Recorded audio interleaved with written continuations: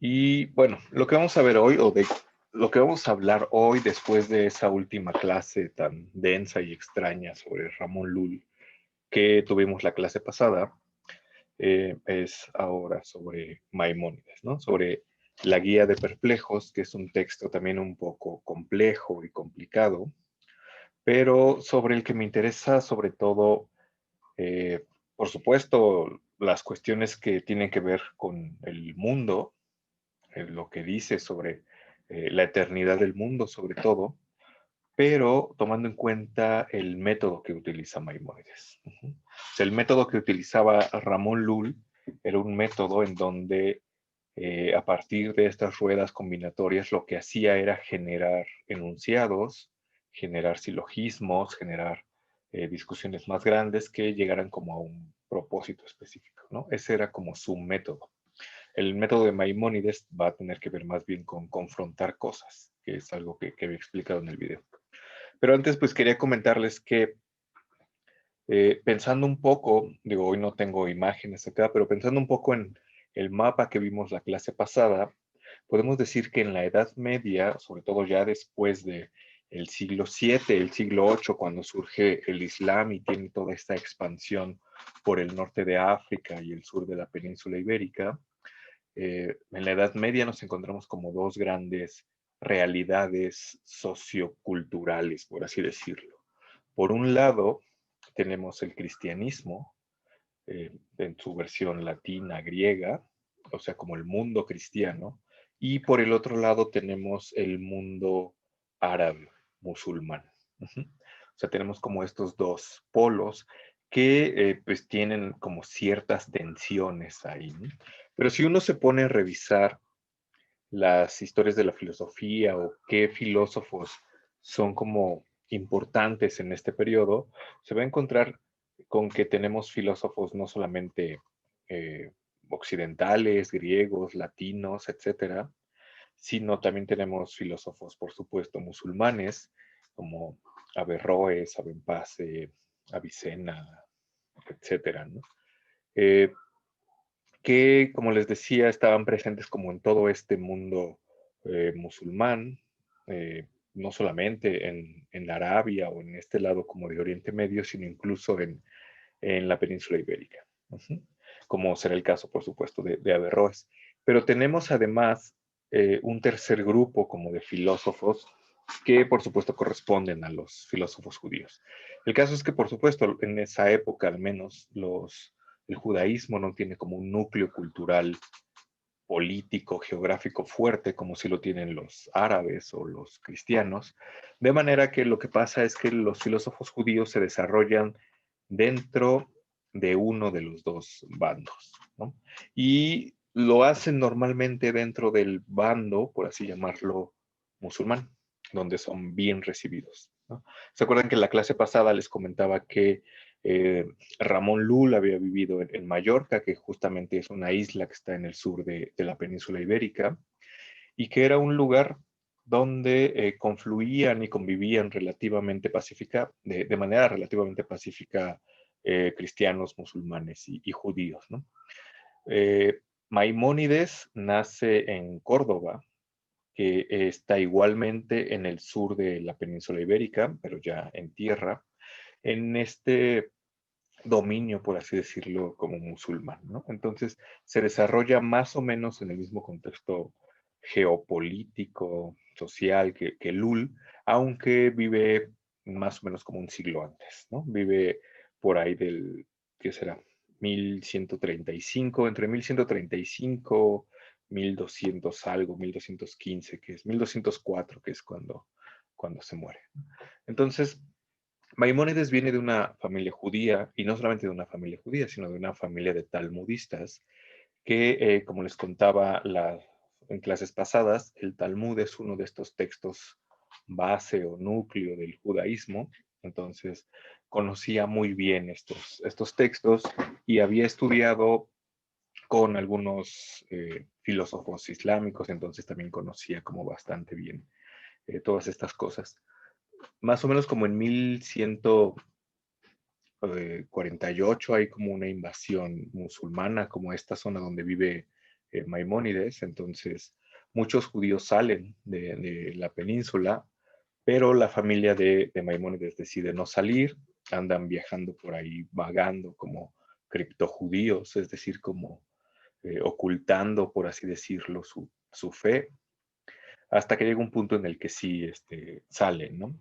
Se va a Marruecos, después se va a Egipto, que es en donde se establece, y ahí es donde va a escribir la mayor parte de su obra, ¿no? En los videos que hice les decía que Maimónides se dedicó a la medicina después de la muerte de su padre, y los textos que tiene escritos, que son como 20, hablan justamente o sobre la escritura, sobre lógica o sobre medicina, ¿no?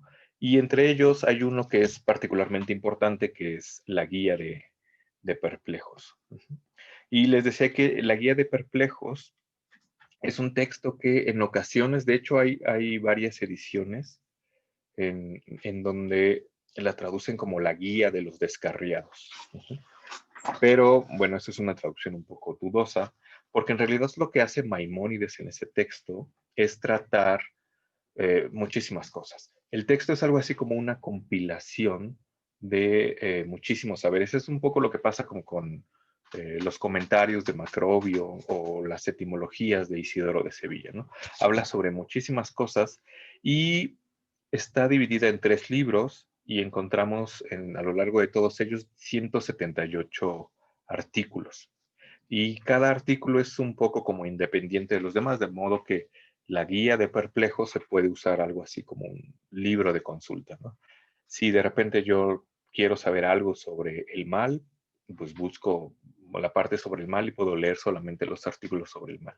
Si busco la parte, no sé, sobre los ángeles, pues buscaré solo como los ángeles. Entonces es algo así como un libro de consulta.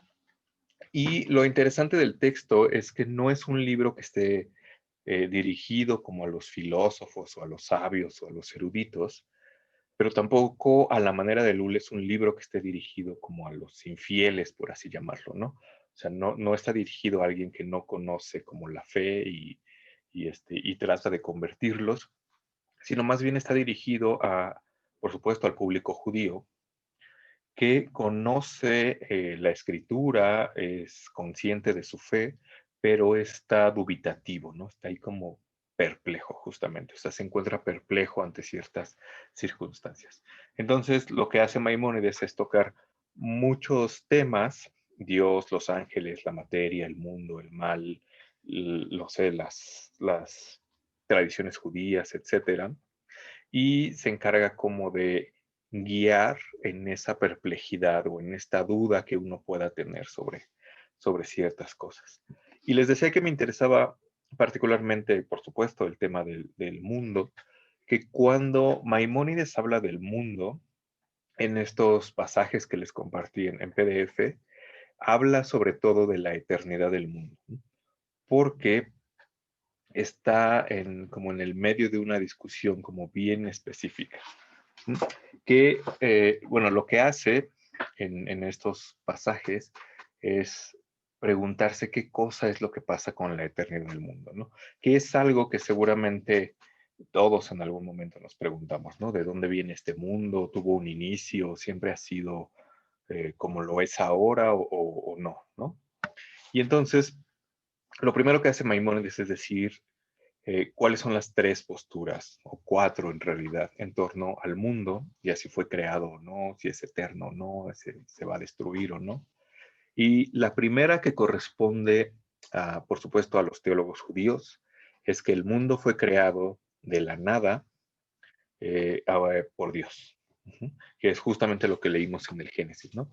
Al principio solo existía Dios, antes de Dios no hay nada, y Dios crea el mundo de la nada por un acto lingüístico, etcétera.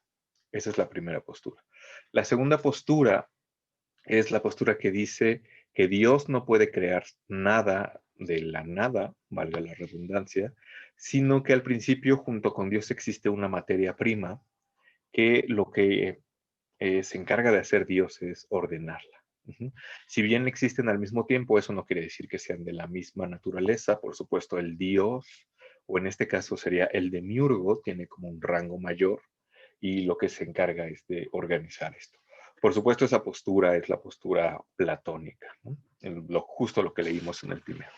Y hay una tercera postura que dice que el mundo es eterno, que el mundo siempre ha sido como es eterno, es incorruptible y ahí está como siempre, ¿no? Que por supuesto eso corresponde a la postura de Aristóteles. Hay una cuarta postura, pero Maimónides la desecha porque esta postura supone que Dios no existe y que todas las cosas se fueron creando por azar y por necesidad. Entonces Maimónides despacha como, al menos en estos pasajes, como de manera más o menos rápida esta postura y dice, eso no lo voy a tomar como en cuenta. Y entonces, bueno, otra cosa que hace además es sintetizar la postura 2 y 3, que sería la de los aristotélicos y los platónicos, porque según él se parecen mucho. En realidad un poco lo que hace es como desechar la postura platónica y más bien quedarse con la postura aristotélica. Y eso tiene como cierto sentido en su contexto, porque lo que trataba de hacer o lo que trataba de hacer como la filosofía judía en el contexto en el que él está, es conciliar la, eh, lo que dice la escritura, lo que dice la Torah, con la filosofía griega. Y por filosofía griega está entendiendo justamente la postura de Aristóteles. Por supuesto que hay un problema entre lo que dice Aristóteles y la postura de las escrituras, ¿no? Porque como vimos en el Timeo, por ejemplo, hay un demiurgo, hay un alma del mundo, hay todo un orden que se mete por esta alma y por este demiurgo que va creando las cosas, que eso es relativamente fácil de empatar con lo que dice la escritura, ¿no? Podemos decir que el demiurgo es Dios, etcétera, pero no pasa lo mismo con la postura aristotélica, ¿no? Porque en Aristóteles ni hay un Dios, ni hay un alma, y entonces es un poco más difícil. Si hay un choque o si hay ahí como ciertos roces entre la filosofía judía, ¿no? Lo que dice la escritura, y lo que dice Aristóteles. Entonces, un poco, por eso al final Maimónides lo que hace es reducir estas dos hipótesis sobre el mundo, sobre la eternidad del mundo, a estos dos polos, ¿no? Y entonces un poco lo que va haciendo después es confrontar estas dos posturas. Y les decía que me interesaba como un poco el método que tiene, porque por supuesto que hay toda una imagen del mundo detrás, por supuesto que hay todo un conjunto de suposiciones previas que fundamentan al final lo que va a sostener Maimónides. En el caso de Lull teníamos exactamente lo mismo, pero por así decirlo del lado cristiano, ¿no? Por supuesto, con Macrobio teníamos un trasfondo neoplatónico, de manera que su explicación de todas las cosas que tenían en los comentarios seguían como esta guía platónica, ¿no? Con Isidoro de Sevilla tenemos esta cosa como cristiana, ¿no? Con Ramón Lull también teníamos como esta cuestión cristiana, ¿no? Al final el punto era convertir a todos los paganos al cristianismo, y con Maimónides va a pasar más o menos lo mismo. O sea, pues relativamente predecible que un pensador judío que conoce muy bien las escrituras y el Talmud tenga como supuestos fundamentales que existe un Dios que creó el mundo de la nada. Esa es su postura, ¿no? Eso es lo que dice la escritura y eso es lo que uno tendría que aceptar por vía de la fe. Pero el hecho de que se tengan que aceptar por vía de la fe no choca, en el caso de Maimónides, con que eso también sea una explicación que podamos tener de manera racional. Y para eso tiene justamente este método que les comentaba, que consiste, bueno, antes de eso señala que, siguiendo a un autor griego, comentarista de Aristóteles también, que es Alejandro de Afrodisia, bueno, siguiendo a Alejandro, lo que dice es que hay muchas cosas de las cuales no se pueden dar argumentos sólidos y demostrativos y contundentes, ¿no? A lo mejor no sé, a lo mejor de cómo se genera el feto en el cuerpo humano se pueden dar como ciertos argumentos, ¿no? Así como los de Macrobio, que decía que todo tenía que ver con el número 7, etcétera, ¿no? se puede dar como algo más o menos contundente porque es algo que tenemos presente de alguna manera, lo podemos observar, lo podemos diseccionar, podemos argumentar más fácilmente porque tenemos una experiencia directa. Pero hay muchas otras cosas de las que no podríamos argumentar, ¿no? Por supuesto, del movimiento de los astros y todo eso, tenemos una cierta, eh, ¿cómo decirlo? Como una cierta materia prima que al final viene de la observación del cielo, ¿no? Lo podemos ver. Pero en el caso de si el mundo fue creado o ha existido siempre, si es eterno, etcétera, no podemos dar eh, un argumento tajante porque no es algo de lo cual tengamos una experiencia empírica, por así llamarlo, ¿no? A partir de la cual podamos dar como una conclusión certera. Entonces, lo que pasa, bueno, y eso es como un gran problema desde siempre, ¿no? Lo que pasa es que Alejandro de Afrodisia decía que cuando tenemos una cosa así, tendríamos como que encontrar las dos posturas, o como reducir todo a dos posturas, por así llamarlo. Y por supuesto esas dos posturas puede que sean confrontadas, que es justamente lo que tenemos aquí entre la postura aristotélica, en donde tendríamos, se acuerdan que el mundo es como eterno, en su conjunto es inmutable, siempre ha existido y siempre va a existir, y la otra postura en donde el mundo empezó a existir en un punto específico. Siguiendo la recomendación de Alejandro de Afrodisia, lo que tendremos que hacer sería tomar estas dos posturas y eh, ver cuál de ellas nos produce menos contradicciones. Ujú. Entonces, eh, lo que hace Maimónides, por supuesto, bueno, es que eso puede ser como complicado, ¿no? Por supuesto, lo que hace Maimónides es decir, vamos a tomar estas posturas que dicen los aristotélicos, y el problema es que todas las posturas, todo lo que dicen los aristotélicos nos causa muchos conflictos, ¿no? ¿Cómo es que siendo una sola materia en el mundo sublunar, está dividida en cuatro partes, cómo es que los movimientos de arriba son unos hacia un lado, unos hacia el otro, digo, circulares a final de cuentas, pero múltiples, cómo es que pasan como todas estas cosas. Y lo que dice Maimónides es que todo eso nos genera como muchos problemas, ¿no? O sea, es como muy problemático explicarlo, todo lo cual se reduce o se evita si aceptamos a final de cuentas que todo esto lo hizo Dios y todos los movimientos internos, las divisiones entre los cuatro elementos están dadas por el designio divino, ¿no?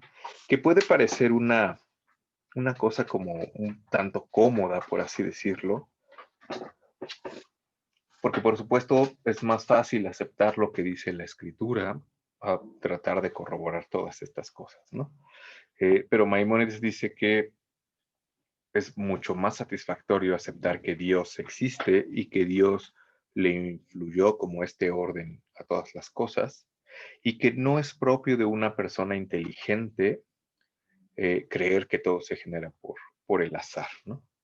Entonces, su postura, a final de cuentas, tomando en cuenta estas dos hipótesis, es que el universo, el mundo fue creado en algún momento de la nada por un ser superior, que por supuesto es Dios, que le metió todo este orden, ¿no? En este sentido se parece un poco más a la postura platónica con el agregado del Dios judío, ¿no? El Dios judío cristiano.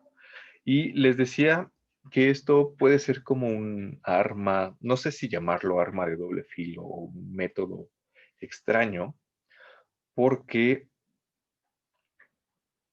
puede parecer que aceptar que todo fue creado por Dios es una solución bastante simplista, ¿no? O sea, es como mucho más fácil decir, Dios hizo todo y me desentiendo de esto, pero en realidad no va por ahí como la propuesta de Maimónides.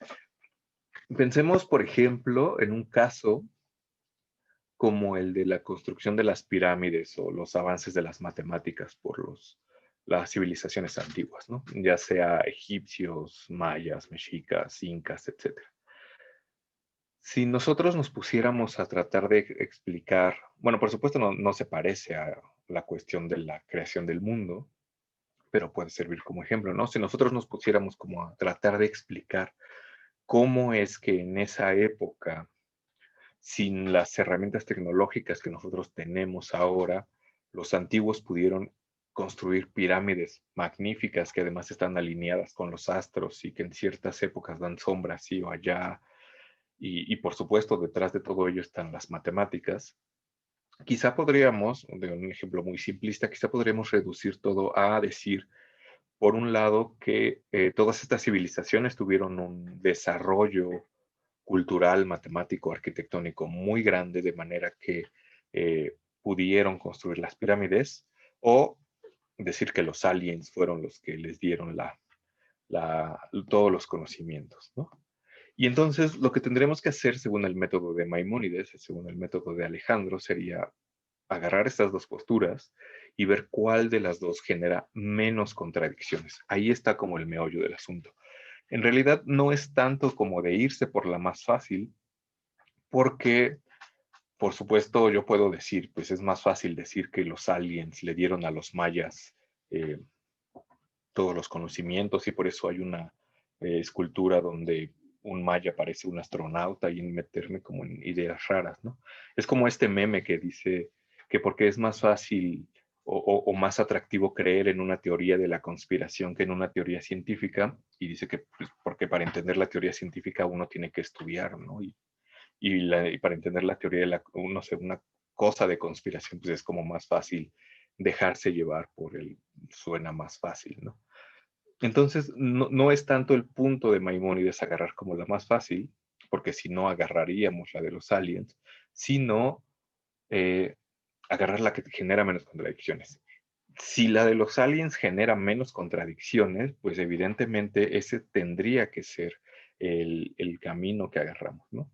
Pero el punto es que si uno acepta que hay aliens, digo, quién sabe si Maimónides pensara que había aliens en su época, eso supondría creer que hay vida extraterrestre y eso supondría creer que hay un montón de otras cosas, ¿no? Entonces, eso parece que complica en realidad la argumentación y parece mucho más fácil o menos contradictorio suponer que el ser humano, que tiene un alma que viene de Dios y tiene como este don divino, pudo desarrollarla lo suficiente como para lograr un conocimiento técnico, ¿no? Entonces, la idea sería como equipararlo todos estos y ver cuál genera menos contradicciones, que parecería ser la del desarrollo, ¿no? Habrá quien quizá pueda encontrar que la de los aliens es mejor, y no sé. Pero bueno, ese es un poco el punto, ¿no? De acuerdo con esto, la de los aliens quedaría como fuera. Y es bien interesante porque podemos encontrar, o al menos a mí se me ocurrieron como dos eh, ejemplos filosóficos, por así llamarlo, de esta manera, ¿no? Bueno, por supuesto uno puede encontrar muchos ejemplos como de este método, incluso ejemplos mundanos, ¿no? Es así, no sé, como tradicional fiesta de la facultad que te decimos, juntamos, hacemos una vaquita para comprar cerveza y vemos qué hacer y al final uno decide qué hacer dependiendo qué cosa genera menos problemas, ¿no? Entonces así funciona más o menos. Y a nivel filosófico se me ocurrían dos ejemplos, que uno era esta postura de Guillermo de Ockham, que es un filósofo medieval, que es muy famoso por esta cosa que se llama la navaja de Ockham, eh, que la navaja de Ockham lo que hace, por eso se llama así, sería cortar cosas innecesarias en una argumentación, ¿no? Ockham supondría que cuando uno trata de explicar algo, se abstenga de meter cosas que son innecesarias, argumentos, seres, niveles, ajá, etcétera, que sean innecesarios como para llegar a una argumentación convincente. Si se puede llegar a una argumentación convincente, por otro lado, que sea más simple y más fácil, deberíamos irnos por eso, ¿no? Que se parece un poquito a esta teoría eh, falsacionista de Popper, por ejemplo, en Filosofía de la Ciencia, donde si tenemos como posturas que explican algo similar, vamos a quedarnos con la que no haya sido falsada, ¿no? Si tenemos dos posturas, como la del conocimiento matemático y arquitectónico y la de los aliens, y resulta que una resulta ser falsa en algún punto, entonces quitaríamos como esta, ¿no? Porque sería como innecesario. Entonces tendríamos más o menos el mismo proceder, ¿no? Como más o menos. Entonces el método de Maimónides no sería tan obsoleto, por así llamarlo, ¿no? Ni tan medieval. La otra postura que se me ocurrió, el otro ejemplo que todos conocemos, tiene que ver con el genio maligno de Descartes, ¿no? ¿Se acuerdan que en las meditaciones metafísicas lo que pasa, o en el discurso de método, no me acuerdo dónde sale el genio, lo que pasa es que Descartes empieza a dudar de todas las cosas, empieza a dudar incluso de los sentidos, y dice que no es solo que nuestros sentidos nos puedan engañar sobre cómo es el mundo, sino que incluso puede suceder que un genio maligno me haga creer a mí que las cosas son como son, cuando en realidad yo no sea más que un cerebro en una cubeta. Eso es perfectamente plausible en este como camino que va generando Descartes, ¿no? Por supuesto, al final Descartes vota la teoría del genio maligno porque supone, y esto es como un poco frustrante a lo mejor cuando uno lo lee, porque supone que hay un Dios todopoderoso que es incapaz de engañarnos y que no permitiría que un genio maligno nos metiera ideas raras en la cabeza, ¿no? Entonces, con Descartes tendremos más o menos la misma postura, en donde tendríamos dos eh, hipótesis, ¿no? Una hipótesis en donde hay un genio maligno que me mete cosas en la cabeza y que me hace creer que el mundo es de determinada manera, aunque en realidad yo sea un cerebro en una cubeta, como en Matrix, por ejemplo. Y la otra postura en donde hay un Dios todopoderoso que evita que un genio maligno me meta esas cosas. Según Descartes, podríamos tener que la que nos genera menos, bueno, siguiendo como esta idea de Maimónides y de Alejandro de Afrodisia, que la de aceptar que hay un Dios todopoderoso que evita todas estas cosas nos metería en menos contradicciones, pero en realidad por eso les decía que era un poco frustrante, ¿no? La primera vez que uno lo lee, porque parece que Descartes lo vota así como de, lo da como por hecho y entonces ya, ¿no? Entonces esas eran como las dos cosas que se me ocurrían para tocar esta cosa del método de Maimónides. Quería comentar al menos un par de cosas más, pero no sé si hay hasta acá algún comentario, alguna pregunta.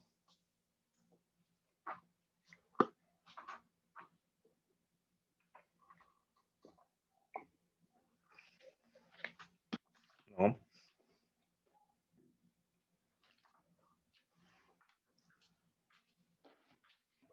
Yo, con esta cosa de que uno tiene que agarrar como las dos posturas posibles y resolverlas o elegir la que genera menos contradicciones, pues creo que se puede aplicar como en cualquier cosa contemporánea, ¿no? Si uno tiene que ir, no sé, ahora que no hay 3 líneas del metro en la Ciudad de México, si uno tiene que ir de su casa a la facultad o al súper o a donde tenga que ir, puede elegir cómo irse, ¿no? Y uno al final acabará eligiendo pues, la manera que genere menos problemas, ¿no? Yo puedo, no sé, subirme al metrobús o subirme a los camiones que pone el gobierno de la ciudad, pero a lo mejor eso hace que esté todo apretado y con mucha gente y me pueda contagiar, o me puedo ir caminando, ¿no? Pero a lo mejor si me voy caminando yo vivo y vivo en Ecatepec, pues no me voy a ir caminando hasta C1, entonces es como ver cuál es como la mejor. Y al final, eh, puede que la mejor o la que genere menos problemas a lo mejor también sea la más fácil, o no. Puede que en realidad sea más difícil, pero genera menos complicaciones. La otra cosa que había que comentar sobre el mundo es que Maimónides dice, es cierto que estamos como en contra de bueno, no en contra, sino no totalmente de acuerdo con la postura aristotélica, porque dice, estamos de acuerdo como a la mitad. Aristóteles dice que el mundo ha existido siempre, es eterno y todas estas cosas que llega con su argumentación, pero la postura teólogos judíos y de Maimónides es que no, que el mundo fue creado en algún momento. Pero dice, eso no choca completamente con lo que dice Aristóteles, porque eh, el hecho de que el mundo haya sido creado en algún punto en específico y a partir de ahí haya empezado a surgir el tiempo junto con él, no quiere decir que este mundo tenga que destruirse en algún punto. No hay ningún elemento en las escrituras, que a final de cuentas es la base de Maimónides, que haga suponer que este mundo va a desaparecer, ¿no? Al menos no en los textos judíos. De modo que lo que dice Maimónides es que el mundo, así como en una mezcla de estas dos posturas, ¿no? Dice, el mundo sí tuvo un inicio, en contraposición con lo que dice Aristóteles, pero no tendrá un final. De manera que no es eterno, sino es eviterno. Uh-huh. Si fuera eterno, sería como existente siempre, pero como es eviterno, tiene un punto de inicio, pero no tiene un punto de término. Uh-huh. Esa sería, al final de cuentas, la postura de Maimónides en cuanto a la eternidad del mundo. Y por supuesto, detrás de esta discusión que tiene con Aristóteles y que toma en cuenta elementos platónicos y otro, está por supuesto esta imagen del mundo que nosotros hemos revisado desde el inicio, ¿no? Hay un universo que es geocéntrico, que está rodeado, bueno, en donde la Tierra, que es el centro, está rodeado de los planetas, y estos planetas generan como unas capas, como cebollas, y hay unas estrellas fijas, etcétera. Solo que para Maimónides, pues todo esto fue creado y ordenado por Dios. Y a final de cuentas, lo que dice, bueno, otra cosa que dice Maimónides es que, por supuesto, para ellos, para él, la fuente última o el respaldo último es la escritura, pero ir a la escritura, seguramente si ustedes han leído algo de la Biblia, verán que es un poco complicada porque de repente tiene pasajes que tomarlo al pie de la letra genera como muchos conflictos, ¿no? Como en el pasaje este de Génesis, no sé, Génesis, que será como 3, 4, donde Caín mata a Abel. Bueno, viene la expulsión del paraíso, ¿no? Que es Adán y Eva. Tienen dos hijos, que es Caín y Abel. Se supone que son los únicos, o sea, los primeros seres humanos. Luego Caín mata a Abel y luego Abel se va y se casa con una mujer, ¿no? Entonces ahí hay como algo, un choque así como raro, ¿no? Lo que dice Maimónides es que si bien la escritura es la fuente última, tampoco hay que tomársela al pie de la letra porque eso genera como muchas contradicciones. Lo que pasa con la escritura es que la escritura nos habla como con enigmas, por así decirlo. Tomarlo al pie de la letra sería como tomarla vulgarmente y creer que pues que eso fue realmente así, cuando en realidad ahí hay algo oculto más profundo, ¿no? Y pues no sé, eso se puede aplicar como a muchos otros pasajes de la Biblia, ¿no? En Génesis 2:8 me parece, está esta cosa el segundo relato de la creación de los seres humanos. Al principio, en el Génesis dice que el Dios creó todas las cosas, creó los animales, el mundo, el día, la noche, y al final decidió crear al hombre y a la mujer, ¿no? Dice, los creó hombre y mujer a imagen y semejanza del hombre. Y unos versículos más adelante dice, y como Dios vio que ya todo estaba hecho, creó al hombre. Uh-huh. Y luego vio que el hombre estaba solo y entonces lo durmió y le sacó una costilla y de ahí creó a la mujer. Entonces ahí hay como de nuevo un choque como raro, que justamente lo que hacen todos estos otros textos judíos que no son la Torah, que no son los 5 primeros libros del Antiguo Testamento, es dar explicación de todas estas cosas, ¿no? De todas estas aparentes contradicciones, y de ahí vienen como muchas otras cosas, como esta idea de Lilith, que es eh, la primera mujer de Adán, que sería como la que fue creada al mismo tiempo que él y al final se fue y fue identificada con demonios, etcétera, ¿no? Pero bueno, el caso es que Maimónides dice que no habría que tomar todo eso en sentido literal.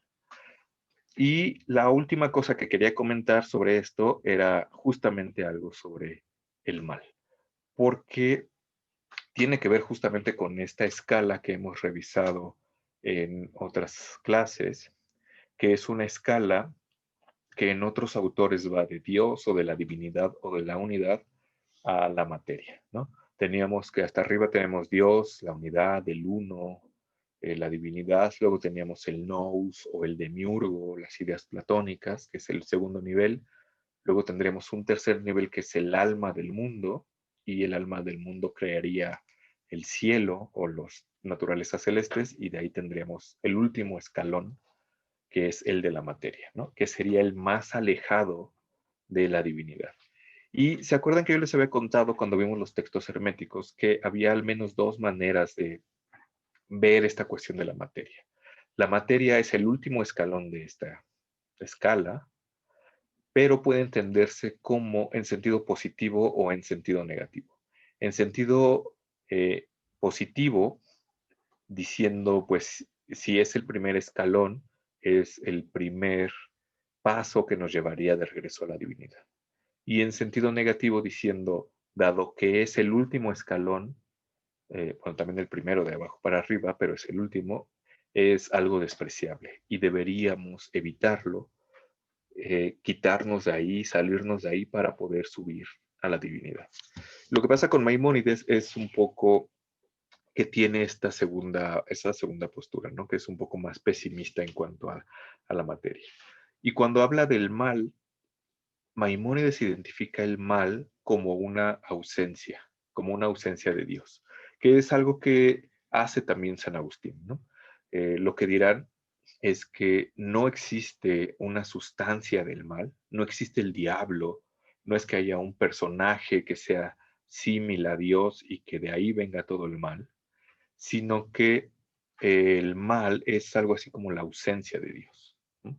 El mal es como la oscuridad, ¿no? Que la luz sería como el bien y la oscuridad sería como el mal, que es justamente la ausencia de luz, ¿no? Cuando uno, y como tal no tendría ninguna sustancia ni ningún agente. Si uno quisiera generar luz, lo que haría sería eh, prender una vela, prender un foco, prender la lámpara de mi celular, etcétera, y eso sería como sustancial, ¿no? Pero yo no puedo generar oscuridad. O sea, no es que yo tenga un agente que genere oscuridad. No es que apriete algo en mi celular y se ponga oscuro todo, o no es que haya un personaje o algo que haga la oscuridad, ¿no? Sino lo que tengo que hacer para obtener oscuridad es quitar la luz, ¿no? Apagar la luz, que sería como una ausencia. Entonces, en este símil, la luz y lo bueno sería Dios, y la oscuridad y lo malo sería la materia. Ujú. Y en la materia, en tanto que es malo, se da la corrupción y todos los males vendrían como de la materia. Lo que dice aquí Maimónides es que el ser humano está conformado de dos cosas o de dos polos, ¿no? Que se parece también de nuevo a esta cuestión platónica. Tiene una parte espiritual y tiene una parte material. Por supuesto, la parte espiritual tiende a Dios porque de ahí viene, y la parte material pues corresponde con todo este mundo. En Génesis 2.8 también lo que pasa es que Dios crea al ser humano de arcilla o de barro, o sea, la materia, y lo que hace para que tenga vida es insuflarle el soplo divino, ¿no? Que eso sería como su alma o su espíritu o su equivalente judío, ¿no? Entonces, el ser humano tiene una parte material y de esa parte material dependen o están ahí pegados todas las cosas malas, porque la materia es ausencia de Dios. Pero en tanto que tiene una parte material y una parte espiritual, cierta parte del ser humano tenderá a quedarse como a nivel material y cierta otra parte tenderá a subir a Dios, ¿no? Que es también un poco lo que encontrábamos con los comentarios de Macrobio. El alma del ser humano, o sea, el ser humano tiene un alma y esta alma del ser humano en algún momento se sabe como perteneciente a un nivel superior y en tanto tal eh, aspirará a regresar a ese nivel superior. mientras no es consciente de que viene de un nivel superior, se quedará pegada en los placeres de la materia. ¿Qué es lo que pasaba también con el príncipe del himno de la perla? ¿Se acuerdan que el príncipe es algo así como la encarnación del alma? Pero justamente cuando se encarna o cuando llega a Egipto y se viste con las ropas de los egipcios, se queda pegado a la materia. De modo que ese mantenerse pegado a la materia le impide regresar a su país, ¿no? Y es justamente lo que pasa con el alma, con el mal en Maimónides. El mal, que equivale a la materia, supone esta ausencia o quedarse en esta ausencia de Dios. Y lo que tendría que hacer el hombre verdadero, el ser humano verdadero, sería aspirar a las cosas divinas y regresar a Dios. Aunque Maimónides dice, por supuesto, el ser humano, o sea, en tanto tal, en tanto seres humanos, tenemos materia, la mitad de nuestros seres materia, entonces estamos pegados al mal, o sea, es irremediable. Pero eso no quiere decir que nos tengamos como que quedar ahí, ¿no? Y por ejemplo, dice que si hay una cuestión de elección y de voluntad, aun cuando se trate del nivel de la materia, porque por ejemplo, pone el caso de estas funciones fisiológicas, ¿no? O sea, todos tenemos que ir al baño. O sea, después de comer, después de beber, uno tiene que ir al baño, que es una cosa que depende de la materia, pero retomando como el ejemplo de hacer la vaquita en la facultad e irnos a comprar caguamas, nos podríamos embriagar, ¿no? Que también es algo que depende del cuerpo humano, ¿no? Pero dice, la cuestión de tener que excretar y tener que orinar, etcétera, es una cuestión fisiológica que no depende como de mi elección, mientras que decidir si me embriago o no, eso sí depende de mi elección. Entonces, aun cuando se trate de un nivel material, hay una distinción entre estas dos cosas, ¿no? Si bien ambas son malas porque están pegadas a la materia o porque dependen de la materia, hay unas que serán más malas, por así decirlo, que otras. Bruno lo que va a decir después es que todo lo que puede ver el ser humano son sombras. El ser humano no puede ver la luz divina, pero tampoco está como en la oscuridad de las materias, sino lo que ve son sombras. Pero hay sombras, es como decirlo como en dicho mexicano, ¿no? Hasta en los perros hay razas, ¿no? Hay sombras que están más pegadas a la materia y hay sombras que están más pegadas a la luz. Pico de la Mirándola dirá después que la mayor maravilla del ser humano será que está colocado en el centro del universo de tal manera que puede decidir si volverse un ángel o Dios o volverse una bestia y una planta, ¿no? Que es básicamente lo mismo que tenemos aquí con Maimónides, ¿no? El ser humano está en un punto específico y de su libre albedrío, por así decirlo, o de su voluntad, depende si se queda pegado a la materia o si rechaza la materia en la medida de lo posible, porque en tantos seres humanos no lo podemos como desechar del todo, ¿no? Y bueno, todo eso como en resumen para decir que el mal no tiene una sustancia, sino que es la privación de Dios.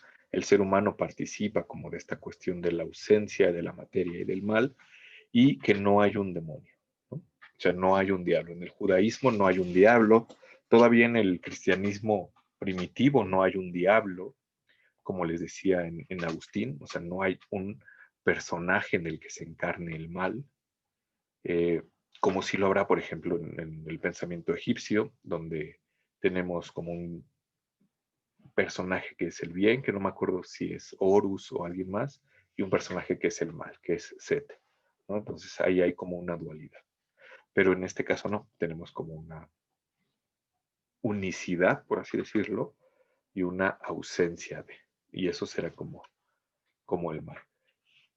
También es cierto que el cristianismo acepta la existencia del diablo y que, por ejemplo, se habla del diablo o de diablos o de demonios en la Biblia, como no sé, en el Génesis, donde está la serpiente, en el libro de Job, cuando Satanás apuesta casi casi con Dios para ver si Job es un buen hombre, en el Apocalipsis, ya en el Nuevo Testamento, donde está este dragón de 7 cabezas y 10 cuernos, o en los evangelios cuando el diablo tienta a Jesús, pero es por supuesto toda una cuestión, ¿no? Una discusión teológica que se va dando como a lo largo de los siglos.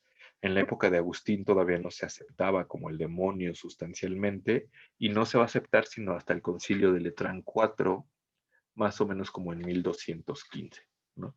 Que es cuando la iglesia dice, bueno, sí, hay un demonio. Entonces, con todas las implicaciones que eso pueda tener.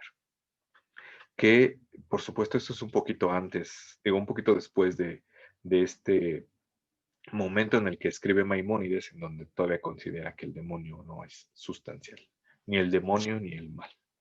Pero bueno, bueno, esas eran las cosas que quería decir. Quizá de repente me fui como un poquito por otros lados. Y no sé si haya algún comentario, alguna pregunta, algo que quede volando. Es el momento.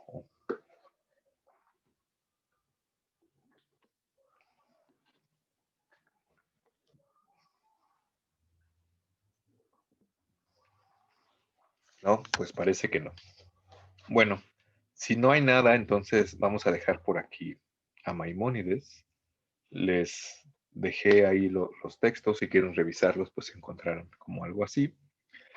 Y lo que vamos a ver, bueno, nos quedan 3 clases.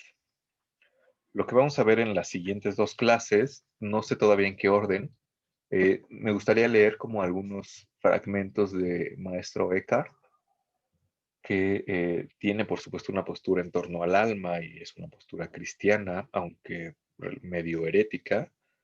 Y me gustaría como leer también algo breve sobre Nicolás de Cusa, para que veamos como esta distinción entre la complicatio y la explicatio, que tiene que ver con lo que hemos visto. Entonces eso lo revisaremos como en las 2 clases que vienen, pero también a partir de la siguiente clase, ¿se acuerdan que lo que tendríamos que empezar a revisar, si alguien se apunta, es que nos cuenten qué cosa están haciendo para su trabajo final? Al inicio de la clase, que nada más éramos 3, les estaba contando que ya subí al Drive del Classroom un PDF con las especificaciones de entrega de los trabajos. Ahí dice que pueden hacer ya sea 3 entradas para un blog o un trabajo final. Hay una opción de hacer como una cápsula de audio o de video que puse el semestre pasado, pero pues nadie la usó. Pero de todos modos ahí está por si alguien quiere hacerla. Y ahí dice más o menos todo, ¿no? Eh, qué extensión debe tener, qué cosas debería considerar el trabajo. Bueno, Darien dice que dentro de 15 días, ok, te apuntamos en 15 días. Pónganle título a su trabajo porque si no, no sé de qué cosa van a hablar y ya. Les voy a subir también otro PDF en donde les digo cómo compartirme el trabajo. Que lo que va a hacer es un documento que me compartan por el Classroom, ¿no? En Google Docs. Entonces ya les subiré como ese PDF que dice exactamente cómo hacerlo desde cero para que me lo compartan y yo pueda comentarlo. Y cuando lo comente, pues lo puedan ver. Todo va a estar ahí en los textos, en los archivos, pero pues les comento, ¿no? La fecha de entrega es el 12 de febrero, que es el último día de clases. Lo que yo hago en los días siguientes, o sea, en ese fin de semana, es revisarlos, comentarlos y ponerles una calificación. A lo mejor lo reviso y digo, pues está bien, pero haría falta tocar esto y esto. Tienes, no sé, 60 puntos sobre 80. Y una vez que pasa eso, les doy una semana para que atiendan los comentarios y si los atendieron, los vuelvo a revisar y digo, va, está bien, tienes 80 sobre 80 y los otros 20 puntos para completar los 100 son, por supuesto, los de la presentación acá, ¿no? Que nos cuenten qué cosas están haciendo. Entonces, a partir de la siguiente semana, le dedicaremos como algún tiempo eh, a que nos platiquen eso, ¿no? Usualmente pasa que todos lo dejan hasta el final, así que por eso voy a hablar también un poco de Maestro Eckhart y de Cusa. Y la última clase, que será el 10 de febrero, esa sí la dedicaremos completa para que nos cuenten qué están haciendo. Entonces, bueno, por ahora Darien ya se apuntó para dentro de 2 semanas. Y pues bueno, no es necesario que me digan, pero Si ese mismo día quieren hablar, pues ya hablamos. Ujú. Entonces, no sé si hay alguna duda, alguna cuestión técnica, algo que quede volando. Ujú. Y si no, pues sería como todo por hoy. Muchas gracias por conectarse acá. Ya vamos a acabar el semestre, aunque seguramente seguiremos encerrados. Bueno, entonces si no hay nada más, pues nos vemos el miércoles. Subiré igual los textos eh, lo más pronto posible y haré algún par de videos para comentar la siguiente clase. Pues vale, nos vemos la semana que viene. Muchas gracias y hasta luego. Gracias, profe.